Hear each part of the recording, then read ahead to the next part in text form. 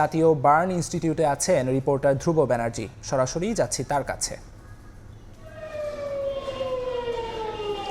৮ মাসের এক শিশু সহ ১১ জনকে আশুলিয়া থেকে এখন কিন্তু নিয়ে আসা হয়েছে জাতীয় বার্ন ও প্লাস্টিক সার্জারি ইনস্টিটিউটে, এবং আমরা এখানে লক্ষ্য করেছি যে এখানে আনার পর থেকেই তাদের যে চিকিৎসা কার্যক্রম সেটা শুরু হয়েছে, কিন্তু এখন পর্যন্ত তাদের কার দেহের কত শতাংশ পুড়ে গেছে তা কিন্তু এখন পর্যন্ত জানা যায়নি।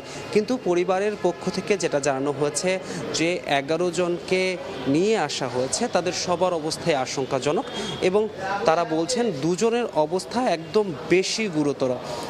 আজকে ঠিক রাত ৯টা কিছু আগে, অর্থাৎ 8:30 থেকে 9টার মধ্যে সাভারের আশুলিয়ায় এই দুর্ঘটনাটি ঘটে। দুর্ঘটনাটির সূত্রপাত যারা আত্মীয়রা রয়েছেন তারা বলছেন দুর্ঘটনাটির সূত্রপাত হয়েছিল একটি গ্যাস সিলিন্ডার থেকে। যেহেতু আজকে একটি বিশেষ দিন উপলক্ষে সোহেল এবং সুমন নামের ২ ব্যক্তি তাদের বাড়িতেই একটি অনুষ্ঠানের আয়োজন করেছিলেন, এবং সেখানে পরিবারের প্রায় সব সদস্যরাই উপস্থিত হওয়ার চেষ্টা করেছিলেন, এবং সেই অনুষ্ঠানের এক পর্যায়েই তারা হঠাৎ করে গ্যাসের গন্ধ পান এবং কিছুক্ষণের মধ্যেই সেখানে গ্যাস সিলিন্ডার বিস্ফোরণ হয় এবং এতেই তারা দগ্ধ হন।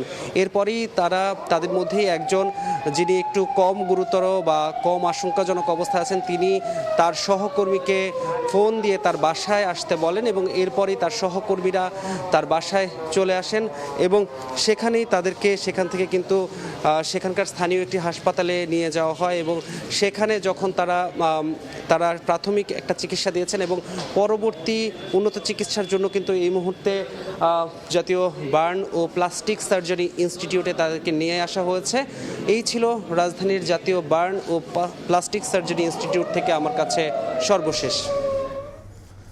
জাতীয় burn and plastic surgery institute থেকে সরাসরি যুক্ত ছিলেন সহকর্মী ধ্রুব ব্যানার্জি।